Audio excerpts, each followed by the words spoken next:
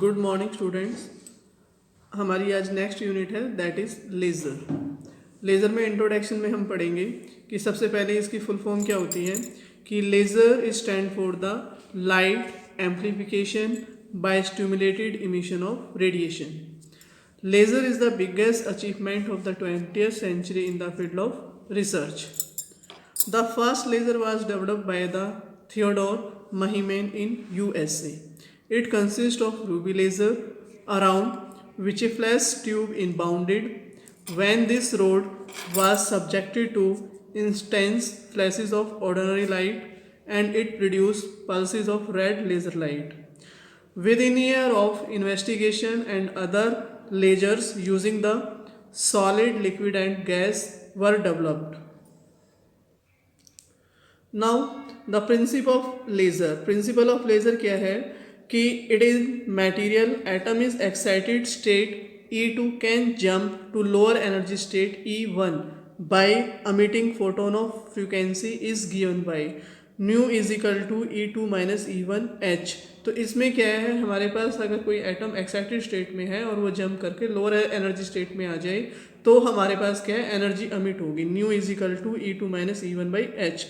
Emitted photons are all in possible direction and out of phase with each other. Such type of emission is called spontaneous emission of photon of frequency nu is equal to E2 minus E1 by H are incident on the atoms in excited state E2. The atom in state E2 are compelled to come down to lower energy state E1. Such an emission is called the stimulated emission. Further, in this case, energy E2 minus E1 is added to the incident photon in phase as light waves or a photon are in all phase. So informants or a amplify each other. Such a process of amplifying the light waves by the stimulated atoms or molecules to emit the identical waves is known as light amplification by stimulated of the radiation or laser. For stimulated emission, the number of atoms in excited state must be more than the number of atoms in lower energy state. This is known as population inversion. The population inversion can be achieved by pumping, and the material in which population inversion can be achieved by called active medium. तो हमारे जो principle of laser है इसमें हमारे 3 step हैं, induce absorption, spontaneous emission and stimulated emission. तो हम तीनों को 1 बाय 1 एक्सप्लेन करेंगे। तो फर्स्ट हमारे पास क्या है, इंड्यूस एब्जॉर्प्शन। तो इंड्यूस एब्जॉर्प्शन में क्या है कि in a material atoms are in ground state with the energy E1 when a photon of energy H nu is equal to E2 minus E1 is incident on the material. The atoms in the ground state absorb energy and jump over to the excited state E2. This process is called the induced absorption. तो इसमें हमारे पास क्या है, figure से हम explain कर सकते हैं कि हमारे पास 2 एनर्जी लेवल्स हैं E1 एंड E2। अगर हम इंसिडेंट लाइट फॉल करते हैं ग्राउंड स्टेट में तो यहाँ से हमारे पास जो एटम है एक्साइट होकर क्या है, ग्राउंड स्टेट से एक्साइटेड स्टेट पर चला जाएगा, यानी कि E1 से E2। तो the atom is excited state can be the ground state by the 2 process, that is the first is spontaneous emission and second is the stimulated emission. अब हम क्या है दोनों प्रोसेस को एक्सप्लेन करेंगे। स्पॉन्टेनियस इमिशन क्या होता है कि the atom in the excited state E2 are less stable and have very small life time of the order of 10 की power minus 8 second.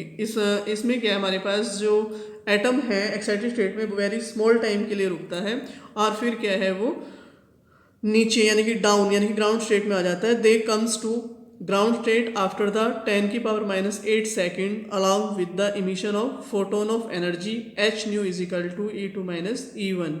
This phenomena is called the spontaneous emission. The photon emitted during the spontaneous emission has no phase relationship with each other. Further, the frequency of emitted photon is given by nu is equal to E2 minus E1 by H. Now next is the stimulated emission. Stimulated emission में क्या है? In certain material the upper state has a longer lifetime of the order of 10 की power minus 3 second, known as the metastable state, and the material having the metastable state is called as a active material. If the atom in the excited state are in compelled or a forced to jump down to ground state by photon of energy h nu is equal to E2 minus E1, then it jumps to the ground state along within the emission of photon having the energy h nu is equal to E2 minus E1, and this process is called the stimulated emission. In this process, the emitted photon and the photon which stimulate the atoms in the excited state to jump down to ground state in same phase. तो हम इसमें किस तरीके से figure को show कर सकते हैं? हमारे पास टू एनर्जी लेवल्स E1 और E2 हैं, तो हमारे पास जो एटम है वो हमारे पास क्या है? एक्साइटेड स्टेट में. तो यहाँ से हमारे पास क्या है? टू स्टेज, यानी कि जो फर्स्ट स्टेज है वो हमारे पास क्या शो कर रही है? इंड्यूस एब्जॉर्प्शन की. और दो स्टेज जो हमारे पास शो की हुई है, पहले हमारे पास क्या है? स्पॉन्टेनियस, और सेकेंड फिगर हमारे पास जो है स्टिमुलेटेड इमिशन की है. तो यहाँ पर हमारे पास जब अपर एक्साइटेड स्टेट में जो एटम था वो क्या है? फिर थोड़े से टाइम के लिए, यानी कि 10 की पावर माइनस 8 सेकेंड रुकने के बाद क्या है? वो दोबारा से ग्राउंड स्टेट पर आ गया और उसने क्या किया? एनर्जी रिलीज की, दैट इज एच न्यू. इसी तरीके से स्टिमुलेटेड इमिशन में हमारे पास क्या है कि जो एटम कितने टाइम के लिए, यानी कि हमारे पास मेटास्टेबल स्टेट, यानी कि 10 की पावर माइनस 3 सेकेंड, यानी कि हमारे पास जो स्पॉन्टेनियस में तो थोड़े टाइम के लिए, लेकिन जो स्टिमुलेटेड इमिशन है उसमें एटम हमारे पास कितने टाइम के लिए रुकेगा? 10 की पावर माइनस 3 सेकेंड. तो उसके बाद हमारे पास क्या है? एक एनर्जी उसने एच न्यू पहले रिलीज की थी और दूसरी एच न्यू एनर्जी वो स्टिमुलेटेड इमिशन में रिलीज करेगा. ये हमारे पास फिगर है किसकी? Induce absorption, spontaneous emission and stimulated emission. ये आर्टिकल हमारा है laser and its principle of the laser. Thank you, have a nice day.